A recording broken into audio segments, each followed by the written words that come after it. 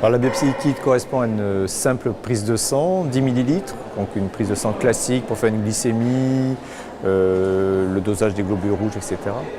On peut s'en servir pour faire le suivi des cancers. Le diagnostic, c'est quelque chose d'un peu plus difficile actuellement en routine.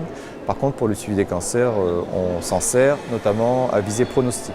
On peut isoler à partir de l'ADN libre tumoral circulant dans le plasma des anomalies génétiques, en particulier dans les cancers du poumon, des mutations sur un gène, le GFR, des mutations activatrices ou de résistance au traitement. L'ADN plasmatique circulant actuellement est recherché de façon quasi systématique dans les laboratoires pour mieux traiter les patients. Les cellules tumorales circulantes font encore partie du domaine de la recherche clinique.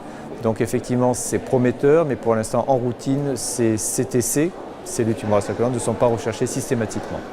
À court terme, ces biopsies liquides sont utilisées de façon maintenant systématique chez les patients atteints d'un cancer du poumon avec un stade avancé pour rechercher des mutations, notamment sur le gène de l'EGFR. À très court terme, probablement dans les mélanomes malins métastatiques, la recherche d'autres mutations, notamment sur le gène BRAF. Et ensuite, à moyen et long terme, le dépistage des cancers du poumon.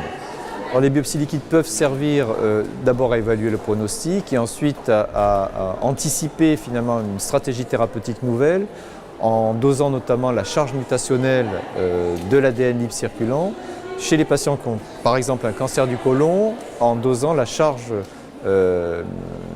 tumorale circulante et notamment les mutations de Caras. Alors, la biopsie liquide, évidemment, c'est un geste qui est non invasif par rapport à une biopsie dite tissulaire que l'on fait notamment lors d'une endoscopie. Donc chez le sujet âgé, ça serait une avance extrêmement intéressante, évitant des gestes invasifs puisque les patients sont un peu plus fragiles.